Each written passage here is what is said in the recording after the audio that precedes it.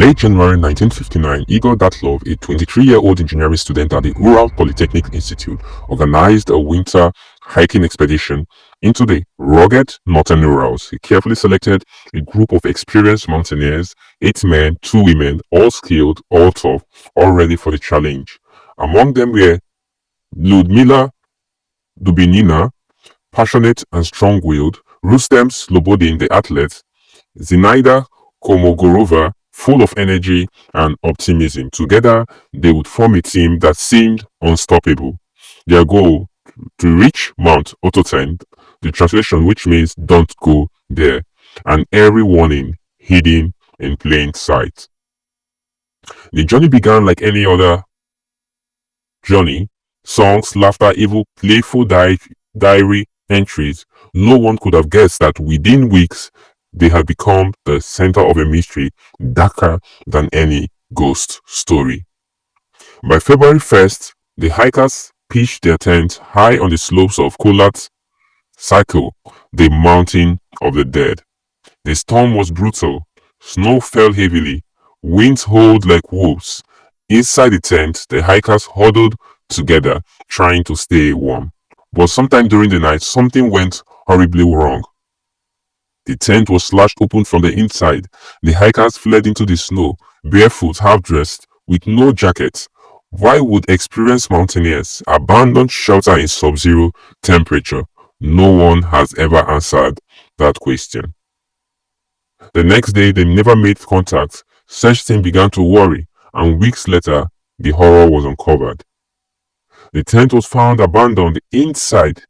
Boots, clothing, food, even money, all left behind.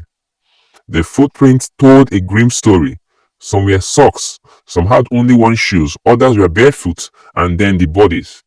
2 were discovered under a cedar tree, barefoot and stripped of clothing.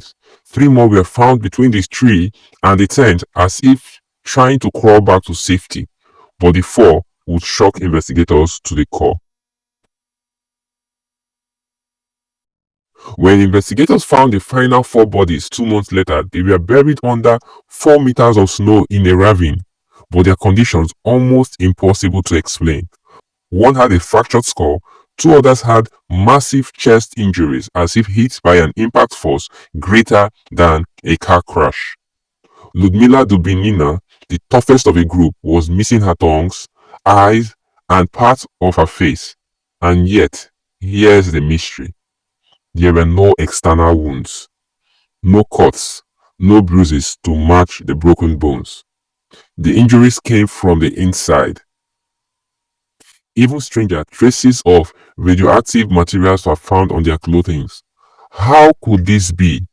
A hiking accident or something far more sinister? The Soviet investigation concluded only one thing: the hikers died due to a compelling natural force. But what force? They never said, and the files were classified for decades. This silence gave birth to endless theories. The first theory was the avalanche theory, that says perhaps the snow collapsed onto the tent, forcing them out, but rescuers found no avalanche signs. The second one was military testing.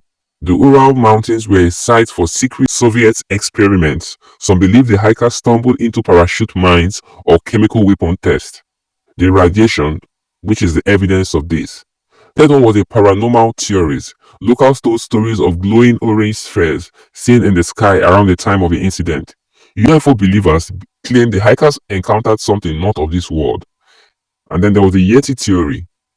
Based on one of the hikers' last photos, some claimed the group was stalked by a strange humanoid figure in the snow, but skeptics dismissed this as pure imaginations. The nearby Mansi people called the mountain Kolat Cycle, the mountain of the dead. They believed it was caused long before 1959.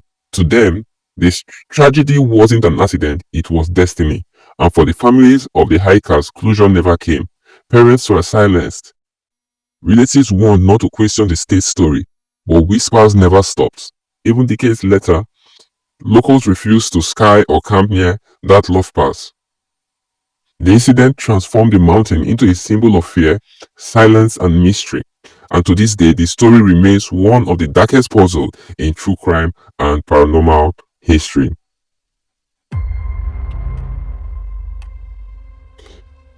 60 years later, the Dyatlov Pass incident is still unsolved.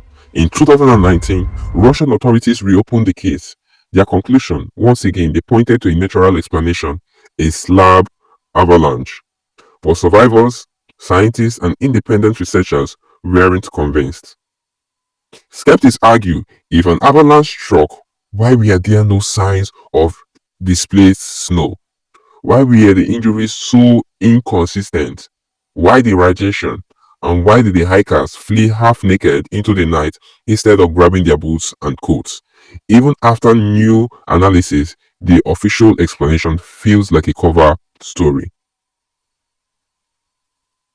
In the digital age, the Dyatlov mystery exploded into global fascinations. Podcasts, documentaries, true crime, YouTubers, everyone has a theory. Some believe the hikers saw classified weapon tests.